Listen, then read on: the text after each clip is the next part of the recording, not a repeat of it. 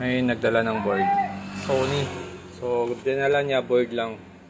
Ito, power supply. Tapos, ito yung main board. Ang issue nito, walang power. So, pansin natin yan, nakasaksak na siya. Tapos, pag nagsukat ka ng supply, ay kompleto na ang supply niya. Lahat mayroon na.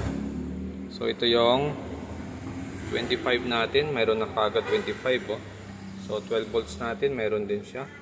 Tapos 3.3 natin, mayroon din siya. Okay, so pero pagdating dito sa ating panel, kasi dapat niyan lalabas lang yung 24 saka 12 natin sa unang pagsaksak mo. Pwedeng lalabas yun, tapos maya maya magsha-shutdown yan. Ang maiiwan dyan yung standby power niya pag ang unit hindi naman nag-power on. So ito hindi to nag-power on, parang naka-standby lang siya. Dapat mayroon tayong masukat dito na supply sa LVDs niya papunta sa panel kung naka-power on na siya. Pero wala tayong masusukat dito. 0 siya. Pero dito sa control mayroon tayong nasusukat na 3.3. Dito sa ating sensor mayroon din tayong nasusukat na supply. So ang napansin ko rito, may nasukat ako dito isang serkito na kakaiba siya. Dahil wala siyang supply. Ito. Yan. Wala itong supply oh. 0 din ito. Pero mapapansin natin may fuse dito na isa. Dito tayo magsukat, mayroon siyang 12 volts. No, paglagpas niya dito sa fuse, wala na siyang 12 volts. Zoom natin. So bali ito yung fusible na ito. Yan. So maaring nag-open ito dahil mayroon ditong circuito na shorted. So babasar tayo. Yan, magbabasar tayo. Titingnan natin kung magbabasar itong circuito dito. Yun. So mayroon siya 1.2 ohms ang resistance niya. Yun o, nagbabasar. So maaring ito mismo yung kapasitor ang sira or may iba pa siyang sira na kapasitor. O ito medyo malinis naman ito. So pumasok din dito yung circuito. Tapos pumasok din dito. Okay. So papansin ko rito baka ito ang may problema diyan. Try na lang natin muna.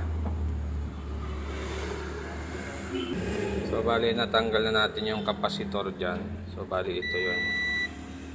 Testing natin. Okay, positive nga oh.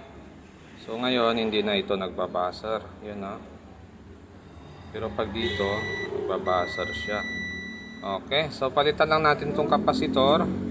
Tapos palitan natin yung fuse. Titingnan natin kung gagana ito. Okay. So yan oh, umiilaw na siya no. Tapos nag-blink siya ng red. Yan. So kanina talagang hindi siya umiilaw.